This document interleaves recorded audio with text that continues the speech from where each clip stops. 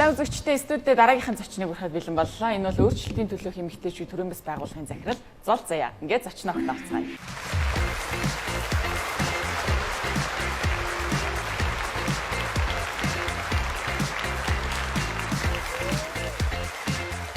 Оройн төргий. Баярлалаа. Оройн төргий та нартаас үзэгчтэй. Баярлалаа. Тэгэхээр бид нар өнөөдөр ажил мэргэжил хүүстэй юу гэсэн сэдвээр ерөнхийд нь ярилцж байгаа. Тэгээд ажлын байранд ер нь эмэгтэйчүүдийн нүдээр ир хүн гэж ер нь хэм бэ? Очиг битүүлэг маягаар асуучлаа. Маш уран сайхантай бас утга учиртай асуулт байна. Тэгээ ерөнхийдөө нөгөө нэг гендерийн тэгшэрхийн тухай нэг том асуудал бол ажлын байранд дах тий гендерийн тэгш байдал, хөөсийн тэгш байдал энэ эрэгтэй юм уу эмэгтэйгээс үгүй шалтгаалаа альва салбар нь хүн болгонд ажил мэргэжил нээлттэй байх нь чухал. Тэгээд бид нар ихэнхдээ нөгөө ажлыг яг ажил дээр гарсан хойно төсөөлж яриад байдаг. А яг үнэндээ энэ бол ерөөсөө цэцэрлэгээсээ эцэг гэх нь юугаар тоглуулахаас эхлээл тэр хүнд тэр мэргэжил альва ажил боломжийг эрхлэх боломжууд юм уу чадварууд нээлттэй олгогдчихсэн үү бий болж ирсэн үү те тэрнээс эхлээд маш их өргөн хүрээний ойлголт ажлын түвшинд бол илүү мэргэжлийн түвшинд бие бинийгээ авч үзэх те профешнл түвшинд бие бинийгээ авч үзэх тэр нь илүү чухал тэрнээс одоо болохоор бидний нөө заримдаа ажил олгогчийн хандлага эмэгтэй юм байна удахгүй хүүхэд гаргах чинь ч гэдэг юм уу те эрэгтэй юм байна орой илүү цагаар ажиллуулъя ч гэдэг юм уу те тэр хандлага байхсгүй илүү тэр хүний хийх ёстой профешнл одоо мэргэжлийн ажлыг нь хийлгэх үүднээс тэр хүний чадварыг бүрэн гаргах руу илүү анхаарах. Тэгэхээр нөгөө альва тэр ялгуурлан гадуурхалт юм альва өөрт байгаа тогтсон хандлагаасаа илүү давж сэтгэл чухал ах юм болов. Тэгээ сүүлийн үед бол ажил мэргэжлийг ингээд хүүсээр нь ялгах нь бол одоо буруу энэ одоо гендерийн тэгшүүд бус байдлын үднээс нөгөө талаасаа цалин суух ч гэсэндээ тэгш олгохдохгүй гэж яригддаг. А нөгөө талаасаа яалтчгүй л одоо эрэгтэй хүн хийх одоо бие физиологийн хувьд ч юм уу сэтгэл зүйн хувьд ч юм уу эсвэл эмэгтэй хүн хийх нэг тийм онцлог байгаад ах шиг байна л да. Тэгэхээр нөгөө талаасаа нөгөө гендерийн тэгшээдлийг хангахын тулд гэтэл нөө давагдшгүй энэ хүчин зүйл хоёрыг яаж балансын зөв барих вэ? Яг нь сүүлийн үед яригдж байгаа зүйл бол ерөнхийдөө эрэгтэйчүүдийн хийдэг ажлыг алийг нь ч бүгдийг нь хийж чадна гэдгээ харуулсан гэж байгаа байхгүй. Одоо эрэгтэйчүүд эмэгтэйчүүдийн хийдэг ажлуудыг хийж чадна гэдгээ харуулах хэрэгтэй. Тэр дундаа гэрт байгаа ажлуудыг тий одоо ахуйн ажлыг гэрийн ажлыг бид нар ямар нэгэн байдлаар уламжилт хандлагаараа эмэгтэй хүний ажил гэж ойлгодог. А тэрийг эрэгтэй хүн хийхээр нэг тийм тэр хүн муу юм хийж байгаа юм шиг буруу юм хийж байгаа юм шиг тий эсвэл тэр нь эрэгтэй хүн хийдэггүй эсвэл эмэгтэйчүүдийнх л гэж анханасаа үүрэг ногдуулснараа тэр ажлыг үнэлгээг болгоод байдаг тий. Тэгэхээр одоо бол альва ажлыг каранист байна уу эсвэл том машины ачааны жолооч байна уу Монгол ч гэсэн том уулуурхайн компанид эмэгтэйчүүд байгаа тий. Эсвэл одоо маш их мэдрэмж сарцсан загвар зохион бүтээгч юм уу өмсөгч юм уу балет ч юм уу тэр болгоныг эрэгтэйчүүд хийж чадж байгаа тий. Тэгэхээр бол одоо бол тийм Gloria Steinem одоо том феминист тэмцэгчийн хэлснээр те одоо яг хүүсээр юм уу яг одоо бидний ялгагдчихж байгаа энэ физиологийн аль нэг эд эрхтнэрээ тэр ялгагдж байгаа эд эрхтнэр хийх ажил маш цөөн гэдэг. Тэгэхээр бүх ажлыг хүн бүр хийх боломжтой.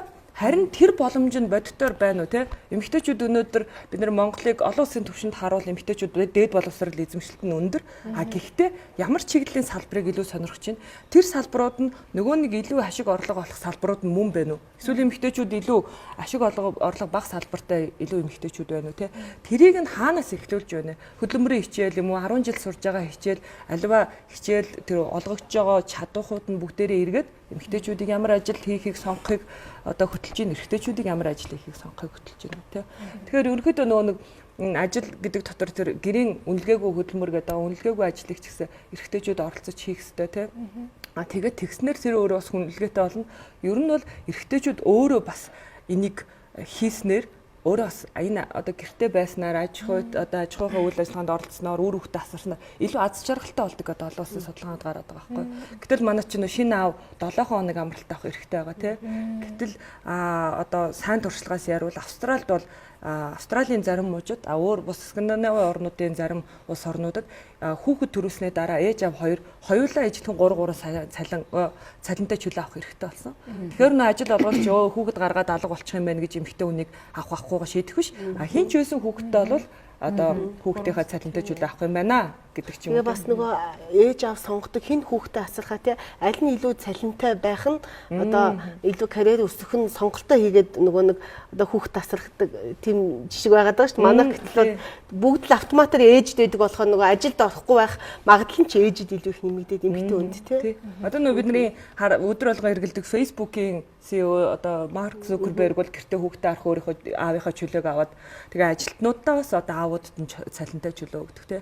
Аав бол хүүхдүүдтэйгээ тэр цагийг өнгөрүүлэх эрхтэй. Тэгээд дээр нь өөрөө ажил олох чи ялгуурлан гадуурхалтыг багасгадаг гэд.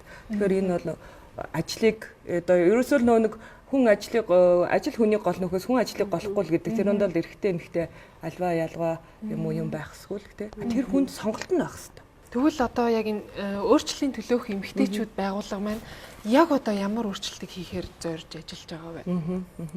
Тэгээ манайх нэг аюул сонирхолтой нэрийг маань хүмүүс нь уцаар янз бүрээс асуудаг байхгүй. Өөрчлөгдсөн эмэгтэйчүүдийн төлөөсөө байгаа. Яаж өөрчлөгдсөн? Эсвэл өөрчлөгдсөн бүсгүйчүүд гэдэг гоё.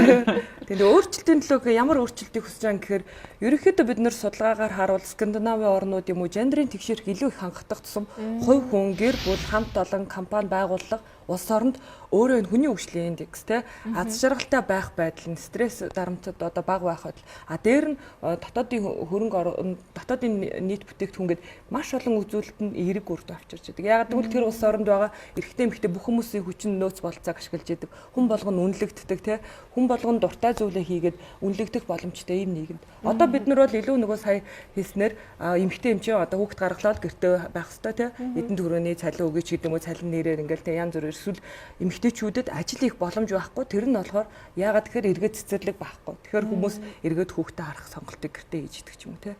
Тэгэхээр бид нар аль болох бодлогоор эрэгтэй эмэгтэйгээс үл шалтгаалan гэр бүлийн ачааллаа илүү тэнцвэртэй хуваарлаад хүн болгон хүссэн ажил мэргэжлээ хийгээд тэр нь өөрөө бүтээлч олон бүтээгдэхүүн гаргаад улс орны хөгжилд эерэг үр дүнтэй. Тэгэхгүй нөө гендерийн тэгш ирэхээр зөвхөн эмэгтэйчүүдийн асуудал юм шиг ойлгоод эмэгтэйчүүд тэнцэнс юм хожих гэдэг юм шиг те. Гэтэл эрэгтэйчүүдийн маань асуудал ч гэсэн гендерийн асуудал мөн те.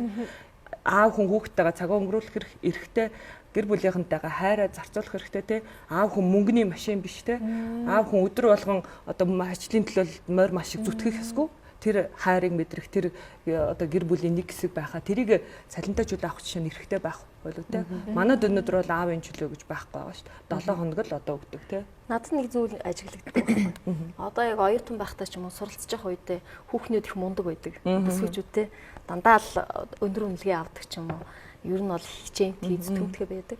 Тэгээ яг ажлын талбар дээр гараад ирэхээр өдөрт халбанд ч гэдэг юм уу. Ирчүүд нь давмгаалаад дандаа нэг дарга ямар нэгэн байгууллагын дарга ч юм уу ирчүүд нь болчиход байдаг. Хүүхнүүд маань хоошин суугаад байдаг. Энд бас юм хүүсийн ялгаа байна. Эсвэл бүсгүйчүүд маань ийм удирдлагын албанд одоо очиход юу дутагтаад идэв юм бэ? Манай улс орн бол нөгөө бусад нэлээд олон улс орнуудтай харьцуулахад статистикаар бол дээд боловсролд эмэгтэйчүүдийн оролцоо бол илүү өндөр тоо хувийн хувьд. Гэхдээ тоо бол хангалтгүй чанар биднэрт хэрэгтэй тий. Эргээд эмэгтэйчүүд тэр сонгосон мэрэгчлэрээ нөгөө эрэгтэйчүүдийн л гэсэн салбар хэрвээ жишээ нь уул уурхаад илүү нөгөө нэг тэр мэрэгжлийг сонгоод ч өөрөө цаашаа ахих боломж нь бага байгаад идэх тий. Эсвэл эмэгтэйчүүд олонтой салбарт бас илүү эрэгтэйчүүдийг дэвших боломж нь огт өөрөөр хандаад. Тэгэхээр ерөөсөө нэгдүгээрт нөгөө түрүүний эмэгтэйчүүд маань яг өөрөө жилсэн шиг TED Talk юм уу янз бүрийн сонирхолтой хэлцүүлэг сургалтайгаар ихэнх нь 70% эмэгтэйчүүд байгаа байхгүй. Сурын мэдээ ирмэлзэл байгаад байдаг.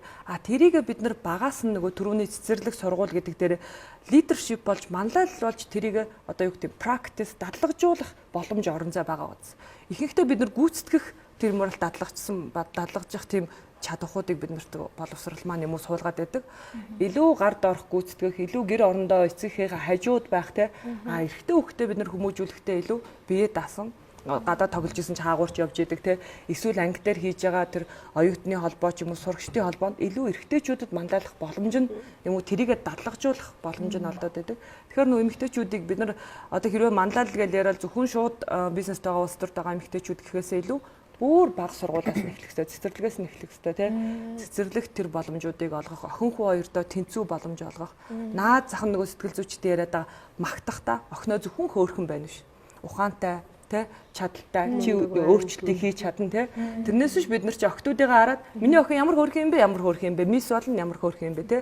Хөөрхөн бас дээр нь миний охин ухаантай, миний охин хүчтэй, чадaltaй өөрийнхөө амьдралын эзэн болно. Тэгэхээр ерөөсөө анханаас нь тэр охиноо манлайлах боломжтой тийм дадлагжуулах багаас нь л тийм боломжийг нь бий болгох тийм. Тэгэхээр ажлын байрны одоо тэгш бус байдлыг одоо бид нэр цаашдаа засахын тулд яг юун дээр өөрчлөлт хийх хэрэгтэй юм бэ?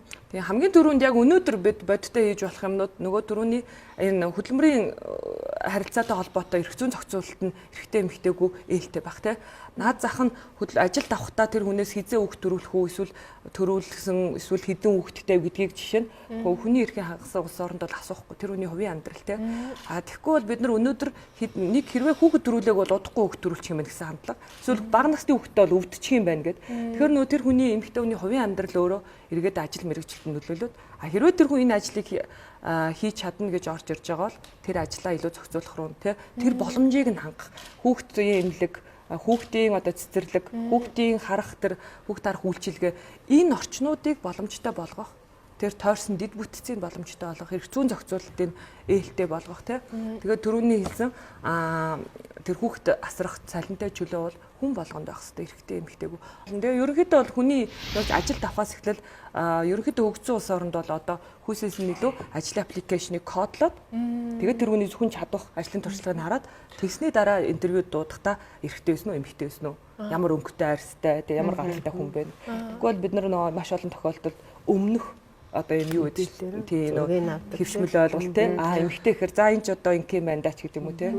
Тэгээ саяхан нэг кейс харсан жилийн хагас өмнө нэгэн сургууль дээр нөгөө нэг бид нар ч нөө тоо физик математикийн цагуудаа нэмээд маш олон нөгөө нэг хөдөлмөрийн ч гэдэг юм уу тийм хичээлүүдээ цагийг багасгасан. Тэгээд хөдөлмөрийн хичээл шугам зургийн хичээлийг хөдөлмөрийн хичээл рүү шилжүүлээд тэгээд зөвхөн хөвгүүдэд орсон байгаа байхгүй. Нэг сургуулийн кейс 1 жилийн турш. Тэгэхээр нөгөө нэг шугам зургийн хичээл үзээгүй охин ноёч шийдсэн тэр хүн дараа нь одоо архитектор тий эсвэл одоо инженер болох боломжтой юу гэдэг тэр боломж өөр хасагтай авчиж байгаа байхгүй. Шугам зургийн шалгалт өгөхөд амжилттай байхгүй. Тэгэхээр тэрнээс ахуулаад цаашдаа бол боловсролын урт хугацааны олон өөрчлөлтүүд. Энэ маань өөрөө Монгол Улсын засгийн газар эмэгтэйчүүдийг ялгуурлан гадуурх бүх хэлбэрийг устгах тухай конвенц гэдэг СИДО олон улсын конвенцэд нэгдээ орсон байгаа. Альва боловсрал, ажил эрхэлд эдийн засгийн оролцоо энэ бүхэн дээр эрэгтэй эмэгтэй бүх хүмүүсийн ялгуурлан гадуурхалтыг байхгүй болох хэрэгтэй гэдэг. За ингээд өнөөдөр хүрэлцээж бид нартай маш сонирхолтой өрнүүлсэнд баярлалаа. Амжилт хүсье. Баярлалаа. Та нартай амжилт хүсье. Баярлалаа. Баярлалаа. За баярлалаа үзэгчдээ ингээд чөлөөт эмэгтэйчүүд нэвтрүүлэг үргэлжилж байна.